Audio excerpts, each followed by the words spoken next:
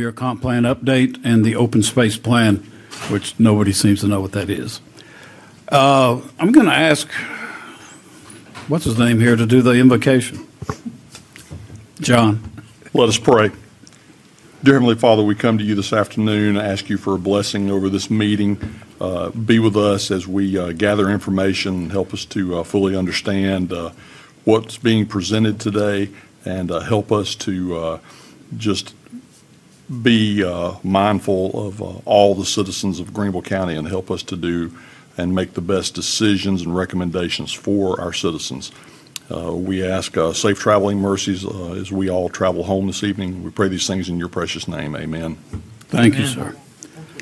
All right, 5-year update. Mr. Hanna.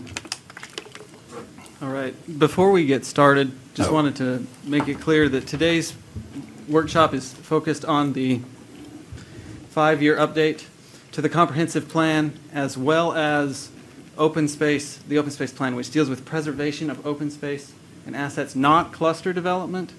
That'll be at a stakeholders meeting next Thursday, August 28th at 10 a.m. in this room.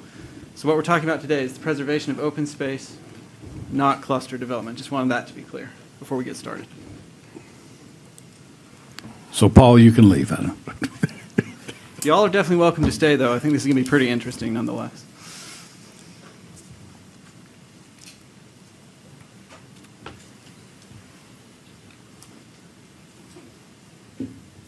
All right, thank you, Planning Commissioners, for attending this presentation. I realize it's not necessarily the most convenient time. So thank you for making this a priority. My name is Jonathan Hanna. I am the Long Range Planning Manager. And I want to welcome you to our presentation of the 5-year review of the Plan Greenville County Comprehensive Plan. In this context, review pertains to the local planning commissioner's duty to review the comprehensive plan or its elements at least once every 5 years to assess whether changes in development patterns or other factors warrant amendments to the plan. And we say duty because there is a legal basis for this review. SE Code 629-510, paragraph E, requires that Planning Commission must reevaluate and review the plan every 5 years. A review may be conducted more often than 5 years, but not less. The SE Code does not provide any specific requirement or definition as to what constitutes a review.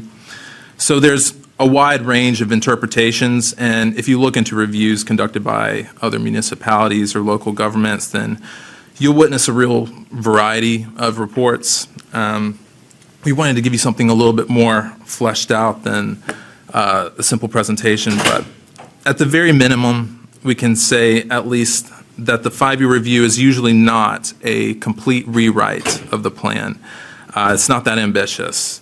It's also not a complete rewrite of the goals or objectives that are in the comprehensive plan, nor is it a complete rewrite of the implementation strategies. This document is also not a plan. There is no adoption process associated with the 5-year review. So what is a 5-year review? The 5-year review can be an update of the census data. The Plan Greenville County Comprehensive Plan was adopted in 2020, but the document itself was created in 2019. That means that it did not capture the results of the 2020 census. So some of the data points are based on projections or models that we can compare to actual data now. A review can also be a report of development activity since the plan was adopted, or a review of development activity to determine if any amendments to the plan are necessary. Given the focus that Plan Greenville County placed on the proposed growth scenarios, this could have been a measurable approach. However, we chose to focus more on a discussion of the implementation of goals and objectives included in the plan. In the end, the 5-year review is a resource for you to make better decisions in the county. Now, community engagement is fundamental to everything we do in long-range planning, and the 5-year review was no different. The locations for the public meetings were determined by identifying the areas with the most incongruity and density with the future land use map. These meetings provided an opportunity to update communities about growth projections, development trends, and other critical concerns.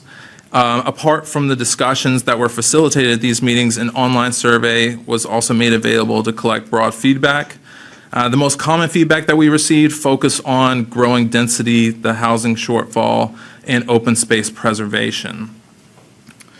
By SC law, the comprehensive plan must address 10 different planning elements. If you've read the Plan 2020 recently, you may have noticed there's only 9 elements. In 2020, South Carolina state law added the resilience component. So that's also addressed in the first appendix of the 5-year review.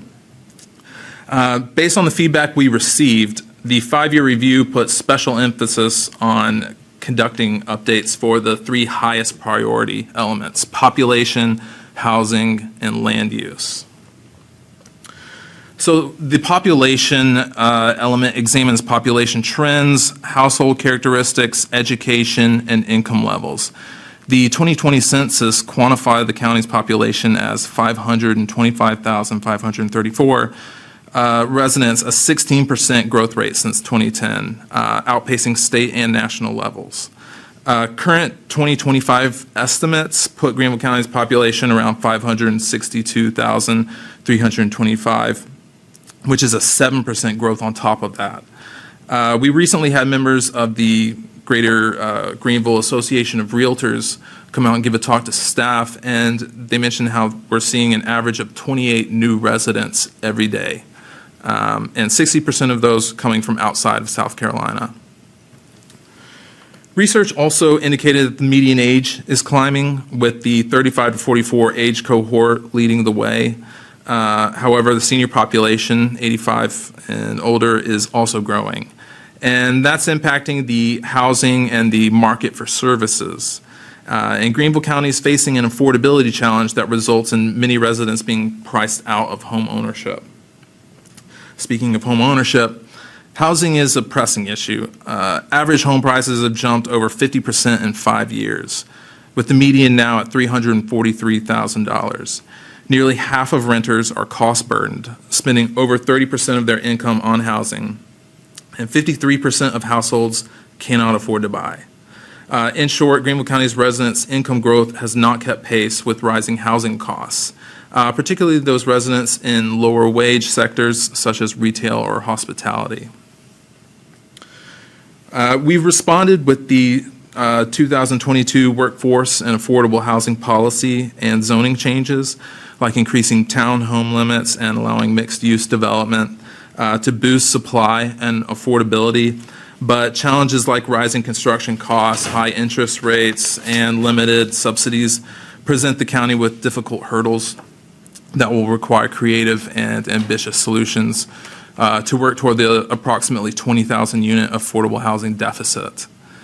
The land use element guides growth through the future land use map, dividing the county into 5 character areas: rural, suburban, traditional, urban, and employment centers. Since 2020, we've seen 662 new subdivisions, and zoned land has risen from 36% to 44%. Rezonings align with the future land use map 60% of the time, balancing residential, commercial, and industrial needs while preserving our county's character. Community feedback reinforced emphasis upon a focused growth policy that concentrates growth in areas with existing infrastructure to address challenges like loss of open space, infrastructure costs, and traffic congestion. Since 2020, Greenville County has seen substantial development. In particular, residential development has surged, exceeding 2010 to 2019 totals by 117%, with a notable shift toward higher density housing. As we just mentioned, zoned land increased from 36% in 2019 to 44% today, reflecting efforts to manage growth.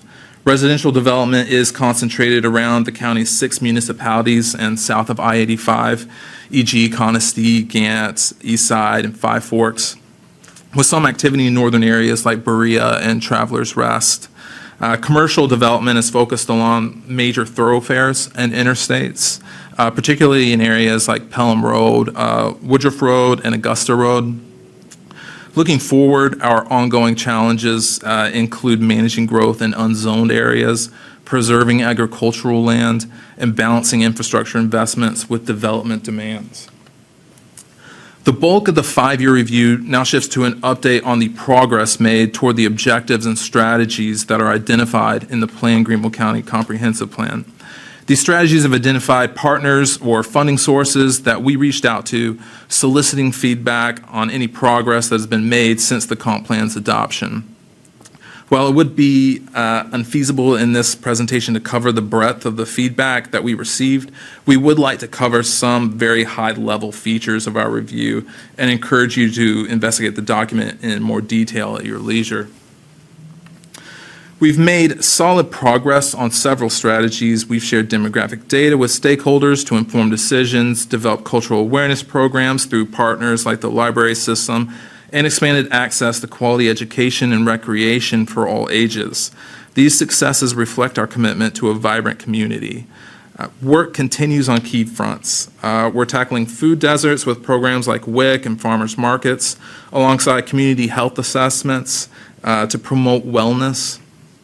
Our multi-use trail network is growing, think Swamp Rabbit Trail extensions, improving pedestrian and bike access.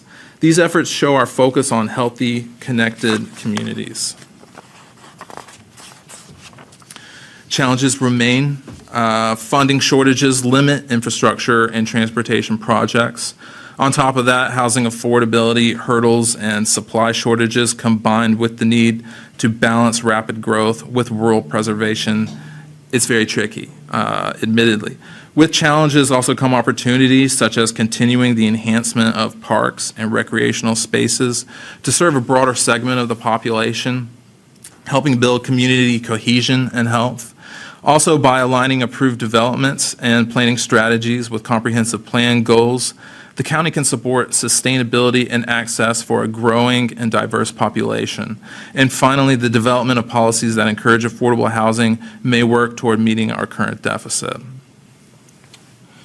So what happens next? Long Range's role is largely in implementing adopted plans for designated areas. We need to ensure plans don't remain on the shelf and communities have the ongoing resources they need to actualize their visions.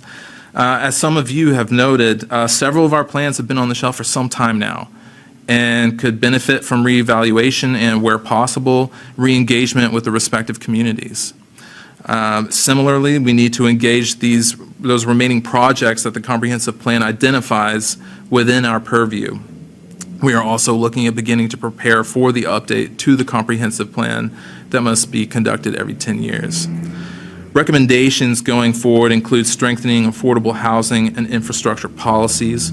This is, of course, easier said than done. There's no silver bullet, but this is a consistent priority and deserves attention. We could also benefit from improved coordination with municipalities and utility providers so that all our efforts may work in concert toward the same goals. And finally, another consistent concern that we glean from this process is the desire for open space preservation to be more prioritized across the county, which dovetails nicely with our next presentation. When you have the opportunity to review the document in full, you will see the significant progress that has been made. While challenges remain, Long Range is positioned to be a valuable asset in collecting and organizing community feedback and serving as an ongoing resource for constituent groups. We are committed to working collaboratively with all stakeholders and welcome your continued input as we move forward together. So thank you for your time. I can take questions briefly, but we also want to preserve time for the next presentation. If there are more outstanding questions after our allotted time, then I will be happy to field any questions or additional inquiries that you have. We'll provide you with a full copy of the 5-year review document. It will be going up on our website after this meeting, as well as this presentation in a more expanded form that includes additional information. So with that, I'm happy to take any questions. Thank you, Mr. Hannah. Very good presentation. Commissioners, do you have a question? Any questions? Counselors, do you have any? All right. Thank you, sir. Thank you. Shall I switch it from up here? Yeah, well, yeah, you should be. Okay. Just one moment. When this is there works.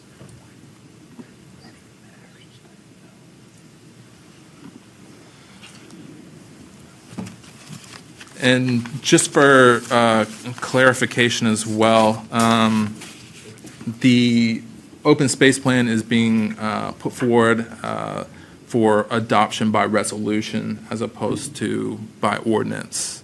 And if you need any clarity on that. I did. Got to be one. So there is a difference. So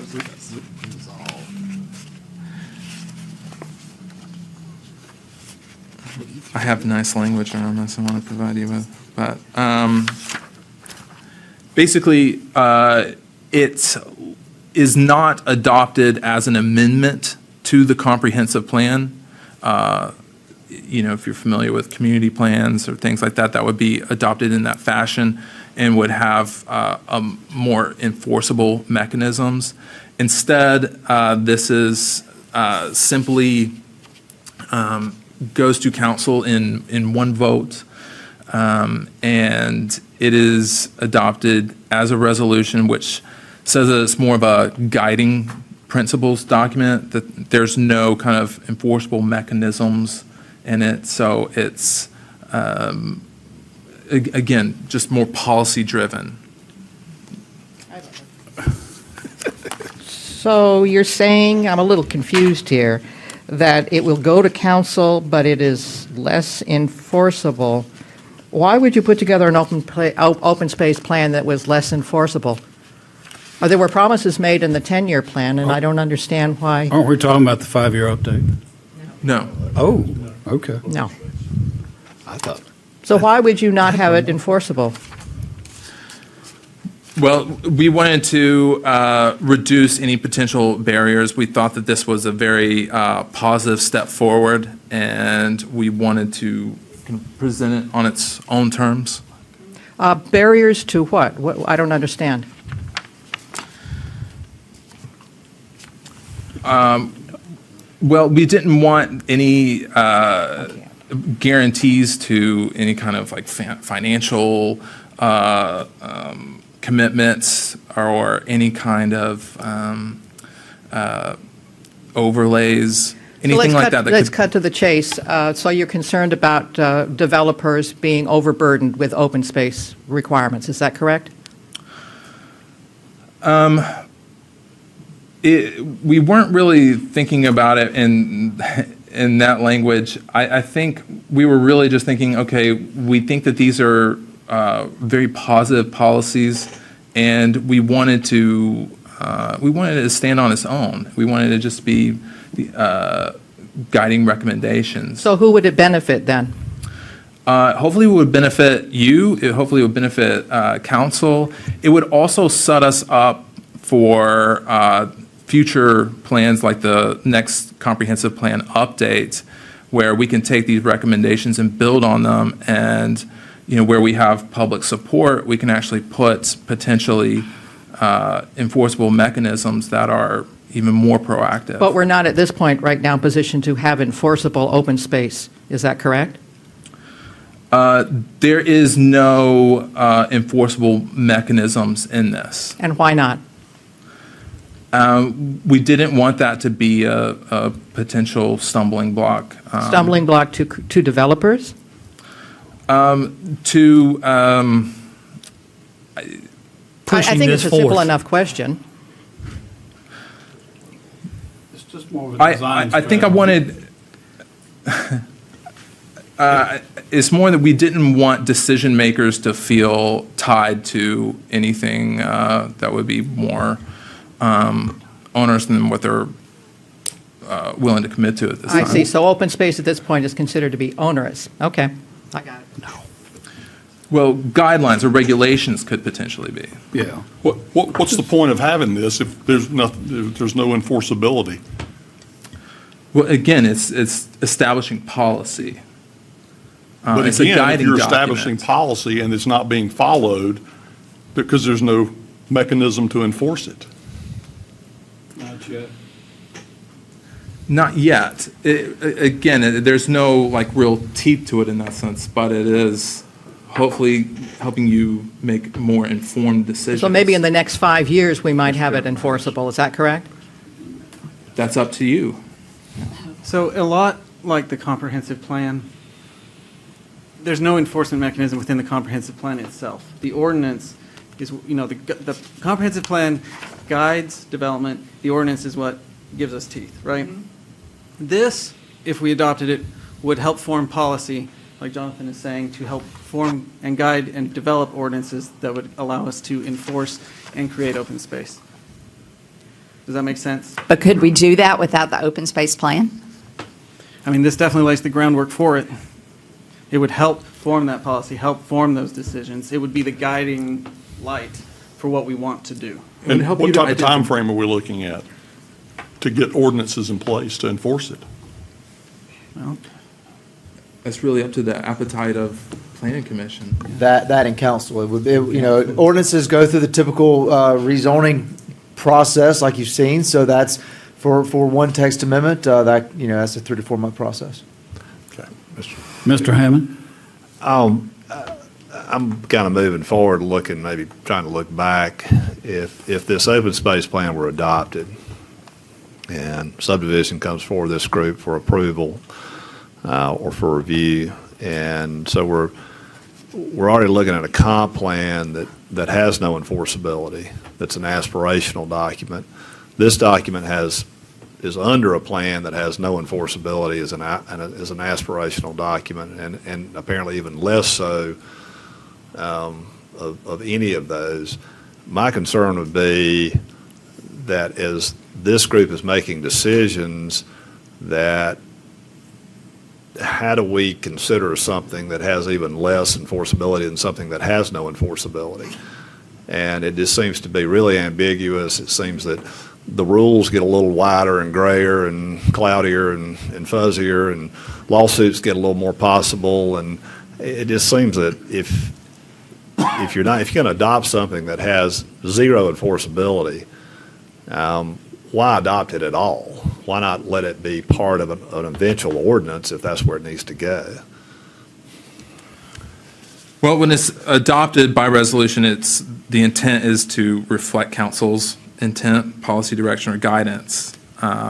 So it can be used to inform your decisions, but that's kind of the limit at this point. Seems like a really good way to employ a lot more lawyers.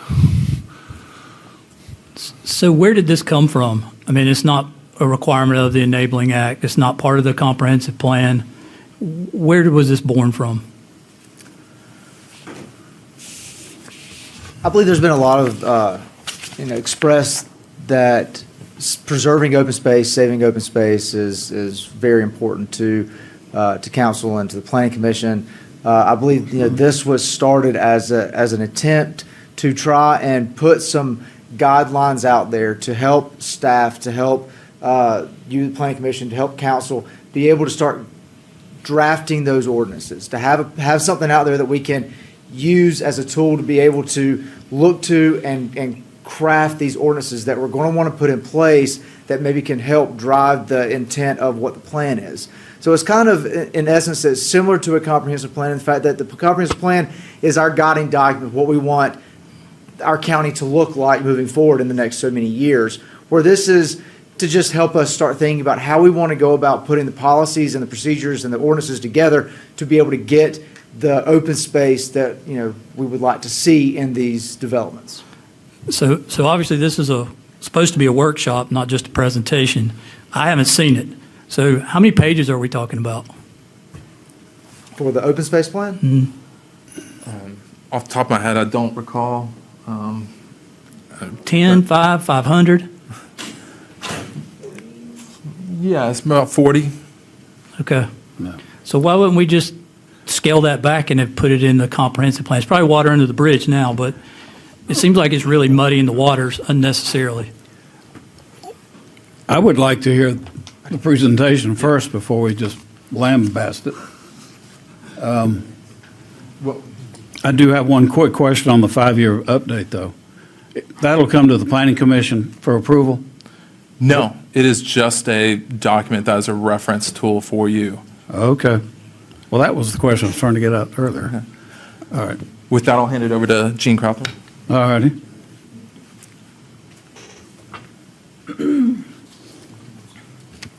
Hi, Commission. I'm Jean Crowther. I'm a principal at Alta Planning and Design, and very happy to share the result of over a year's worth of, we started this back in 2024.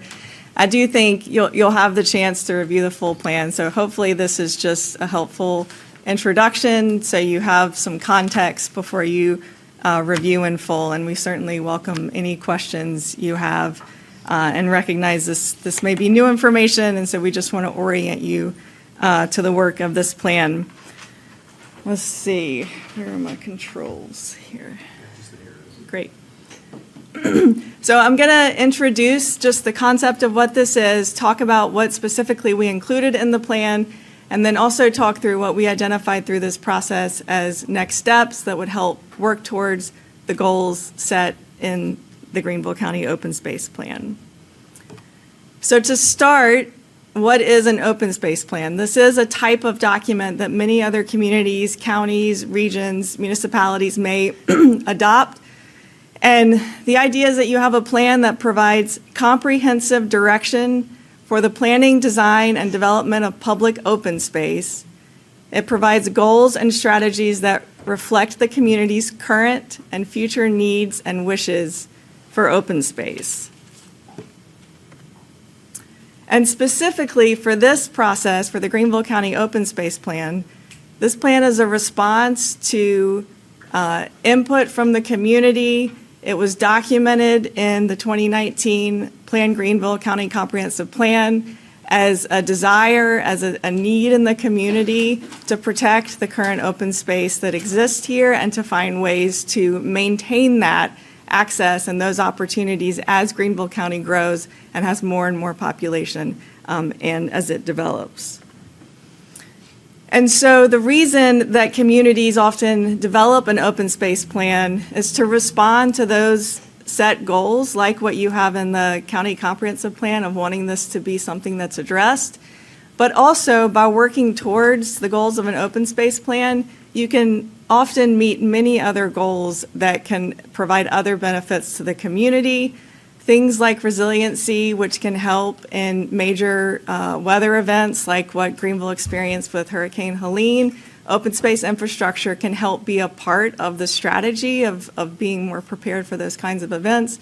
Things like food security, which you heard being talked about in the comprehensive planning update, a vibrant economy, public health, these can all be things that just come as additional benefits to working towards the goals of an open space plan. And specifically, what is open space? This term is used a lot, but I know it can mean different things for this process, and generally it's understood to be undeveloped land that is dedicated to the preservation and enjoyment of natural resources. That can come in many different forms, but the idea is that it is land that is dedicated to that use and protected and preserved for that purpose.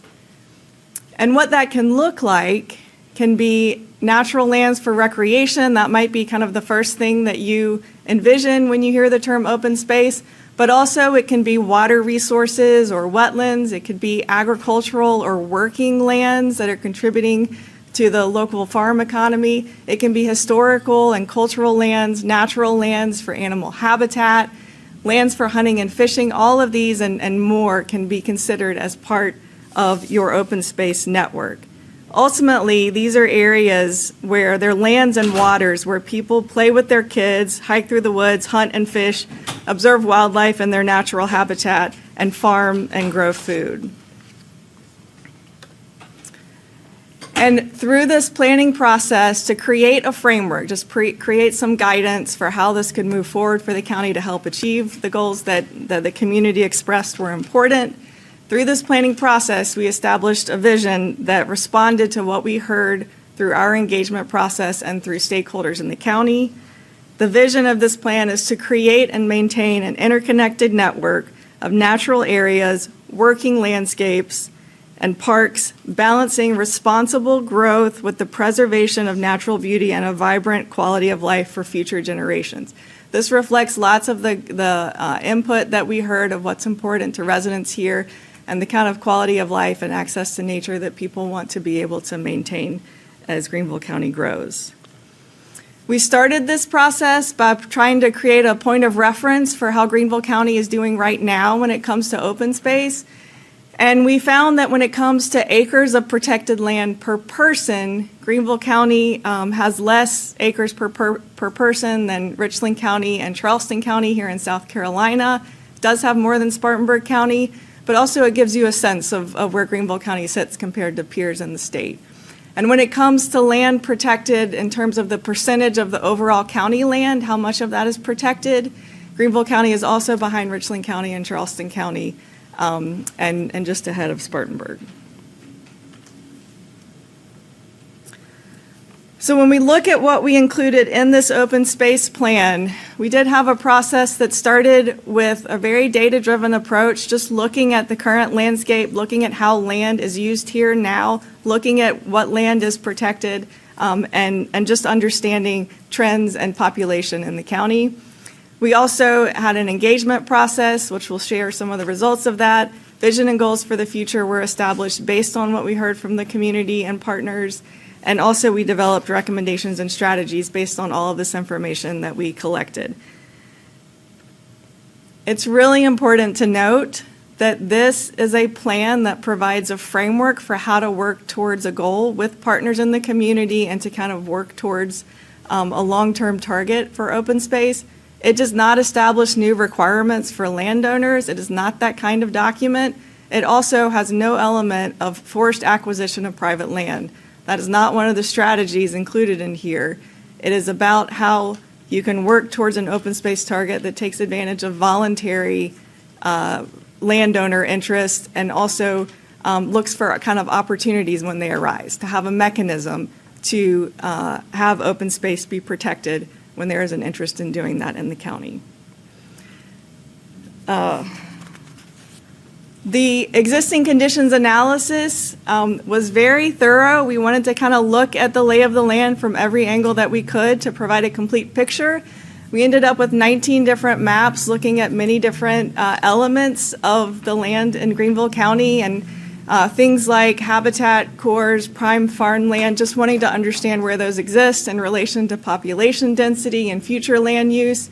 Also looking at work that's already been done at the state level to identify conservation priority areas and understanding how that fit with what we were seeing in Greenville County.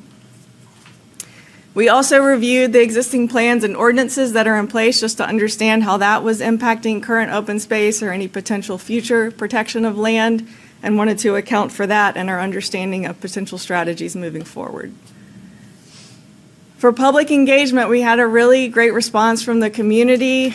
There was a lot of interest in this, and I think people generally feel very connected with the land and natural resources here in the county that exist now and wanted an opportunity to share that and see what they could do to be a part of maintaining that in the future.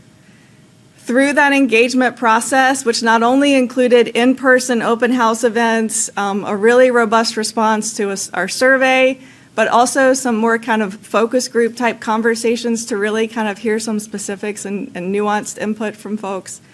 Through all of that input, we had a vast majority of participants who wanted to set a goal of open space in the county of 30 to 40% of land in the county.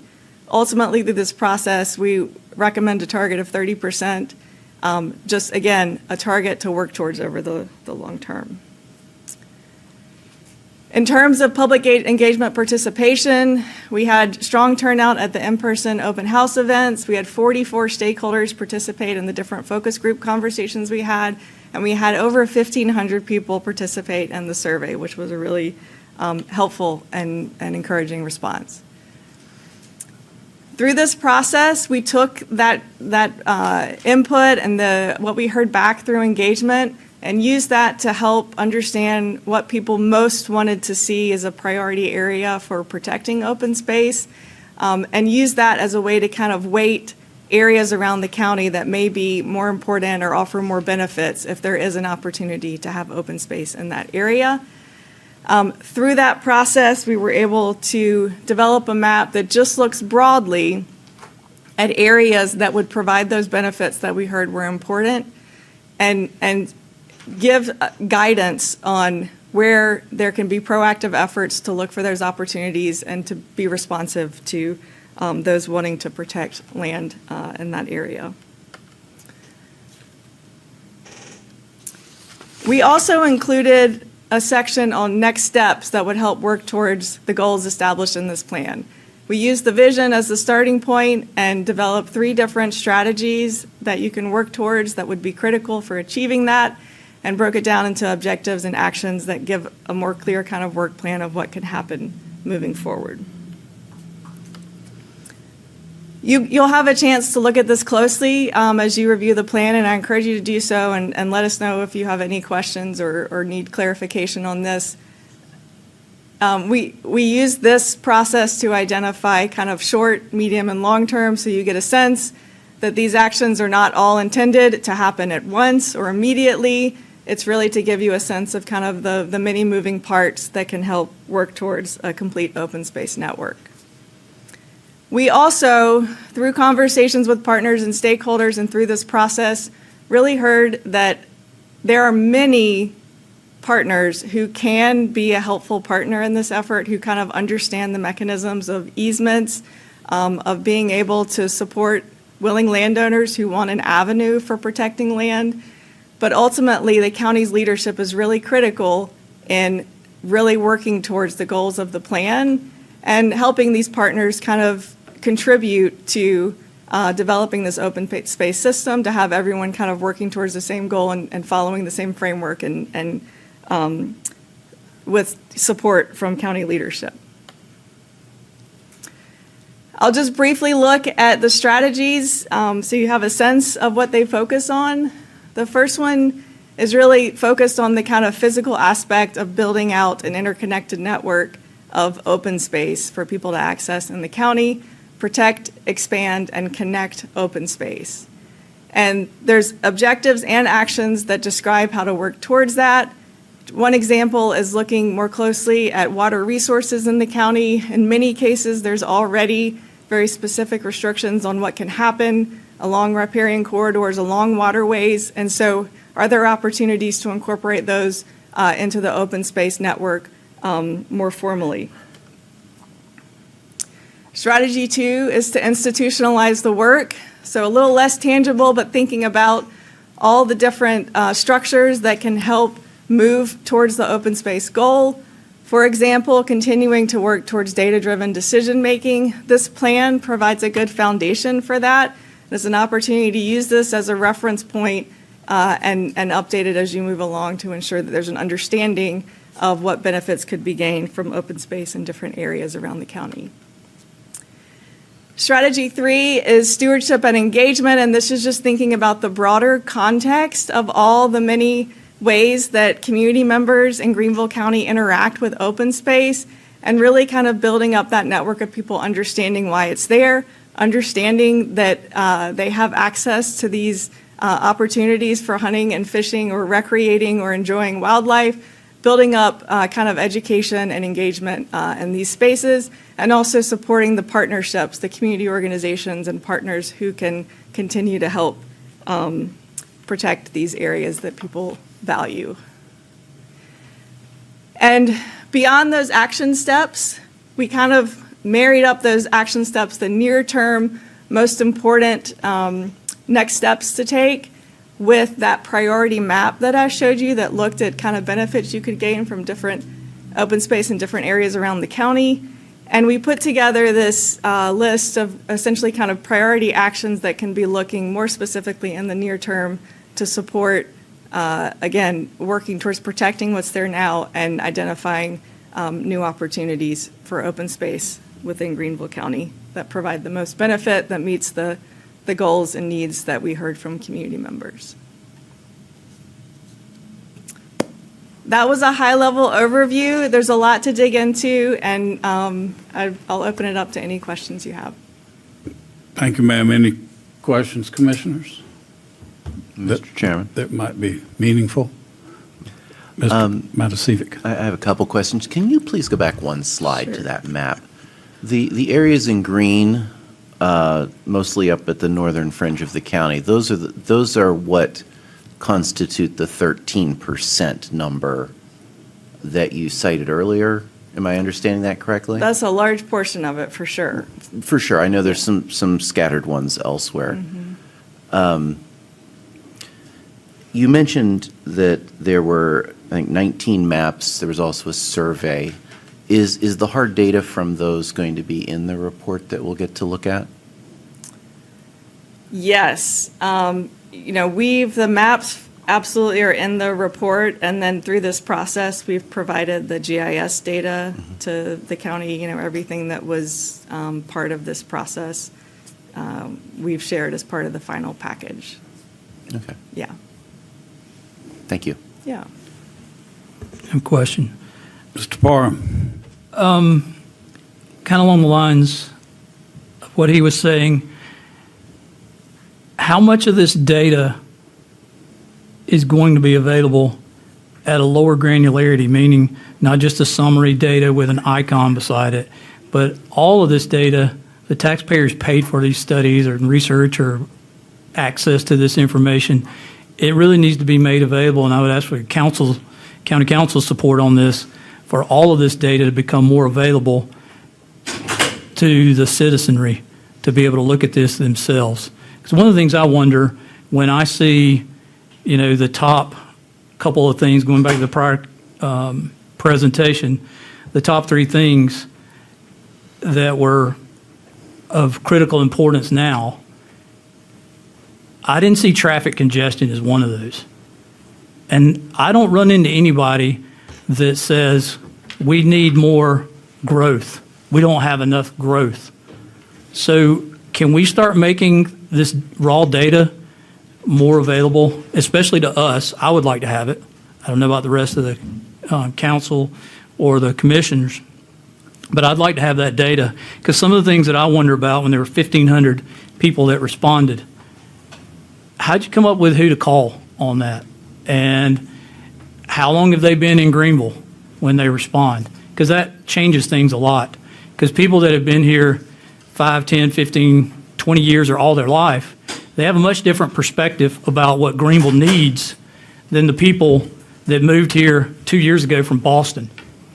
Because they see it as great compared to Boston. But those of us that have been here a very long time, the last 3, 5, 15, 20 years, the growth is just at a rate that you hear so many people complaining about. And I didn't hear about any of that today, and about traffic congestion and that being something that we need to get addressed.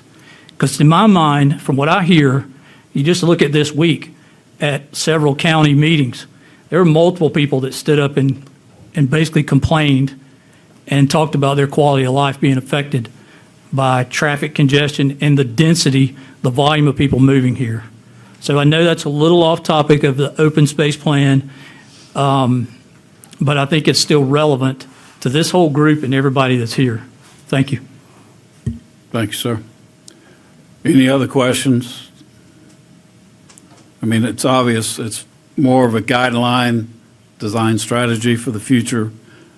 It was started and perpetuated by staff that's no longer here, if that's meaningful at all.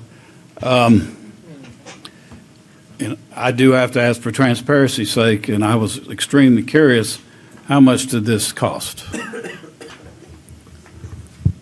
So looking at the fee schedule for this project, for this plan, the project total came to about $188,410 to develop this. That includes staff time, the meetings with the public, gathering the surveys, holding those meetings. Consultants fees. Okay. Yes. All righty. Well, I hope we can get something out of it in the future. Counselors, do you have any questions for this young lady? Thank you for calling me young. Young compared to them? No, me. And thank you, because, it's obvious you enjoy this. Your heart's in it. And I know you guys have worked hard on it. So nothing I said before is a reflection of that. It's just that I'd like to see us get our priorities a little higher aligned with what I hear out on the street, so to speak. Is it okay if I respond? Sure. Because I appreciated your comment, and we have all the survey data where the county has access to the export of survey participants and what they told us about their, demographics or whatever. Just in who we were able to talk with and the actual kind of comments that we received through this process, people really do see this as connected to the growth and the changes in the county, and people wanting to protect the special places and protect the community character and the feel of Greenville County while growth is happening. I mean, but we did hear a lot of that. I didn't get the sense that people were outsiders coming in with a different perspective. It was people who have been here a long time or who have had generations here, and they see a lot of change. And this is one area where there's an opportunity to kind of identify special places and work towards working together with partners to keep those in place. Yeah, and I think a lot of that context is probably in, for those that have been here for a while, is to make sure, like you said, we don't lose the open space we have. Right. And that's kind of dovetails with exactly what I was saying about the rate of growth. Like I said, nobody's saying, I wish we had more growth. It's quite the opposite. So, thank you. Mr. Parham, we can definitely make that data available to you. We'll work with our consultant to make that available to you. Just one thought that I wanted to point out about this, the concern about growth, the concern about reducing traffic, the concern about taking all these steps. Let me read from the RFP, just this one little excerpt.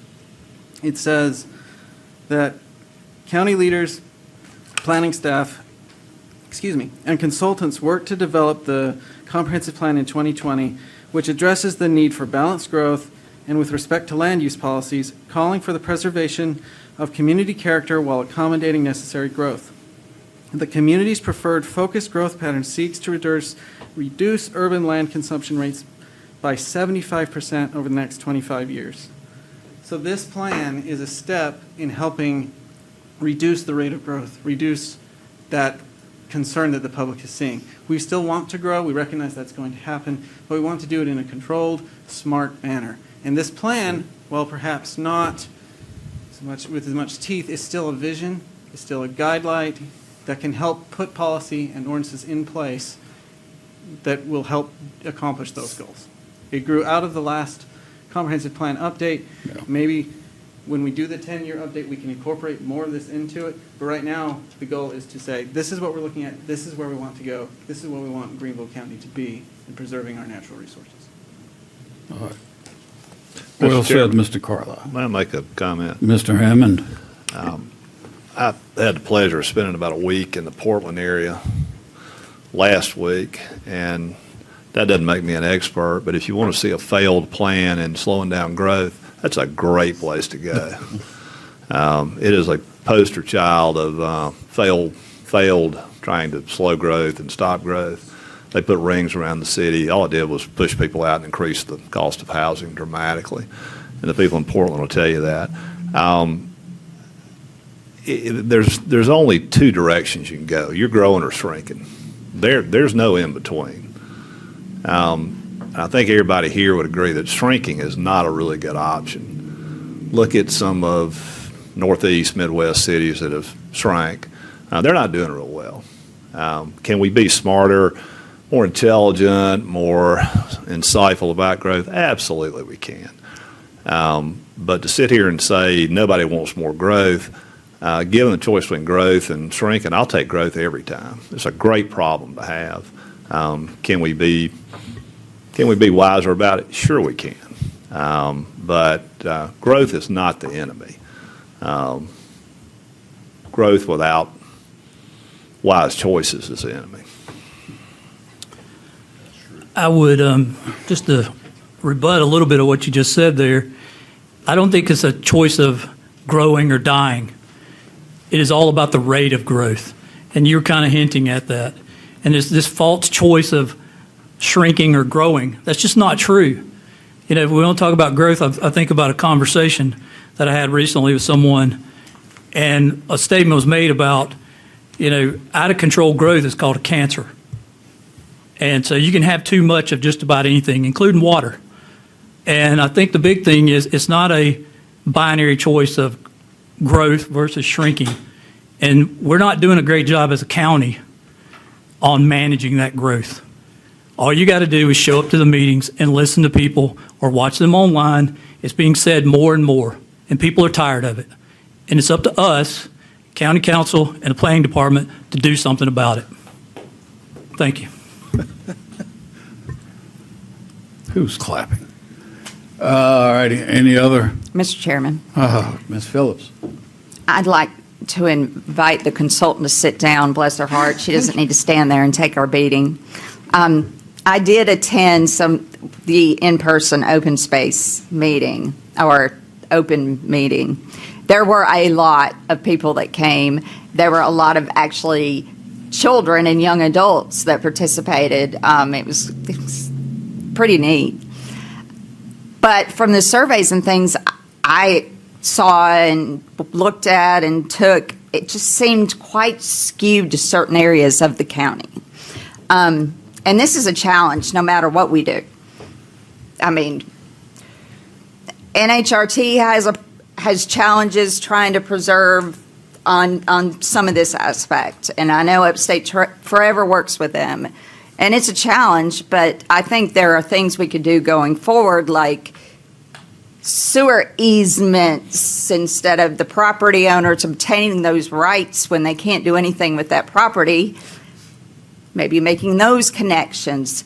And maybe this plan could help do that, but I'm really discouraged that we spent this much money on a plan that has, and it's not anybody's fault sitting here, that has less weight than our comprehensive plan that has very little weight in general as it is unless we enforce it. So hopefully we'll take this to heart, and I would have liked to seen this implemented along with the 5-year review and kind of incorporated into that comp plan update, but those are my comments. All right, thank you, Ms. Phillips. Any other comments? Staff, are you done? Unless you have other questions. No, I just want to make sure that we're good there. A lot of information to digest, and thank you all for all this effort. I'm sure a lot of it would be put to good use in the future, maybe not tomorrow. Like Jonathan said, these documents, we're going to send them out to you after we adjourn this meeting. They'll be available on the website for the public to look at as well. You can provide us, the idea is that you'll have the next few weeks to look through them, digest them. We'll put them on the agenda September. Okay. Any comments or feedback you have, we can look at those. But we're not voting on them. Oh, that's what I was about Hold to on. ask. The open This space is plan, you will raise be the arm. making a recommendation to county council on. Okay. But as far as the 5-year update, while you're not voting on it, if there are things that you want to see that you feel need further development or changes, that Okay. would still be appropriate to bring back to us, and we'll work through those. I always thought the planning commission did vote on these comp plans, updates, and the comp plans. Well, ordinarily, that's probably the case.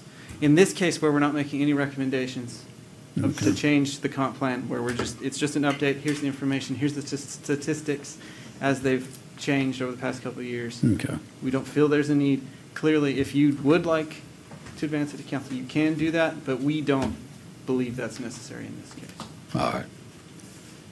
Mr. Parham. Will there be a red line version? That's one of the things that was discussed in the emails. Okay. All right. I think that about does it. Thank everyone. And, Yes. We'll see what we can get for you. Okay.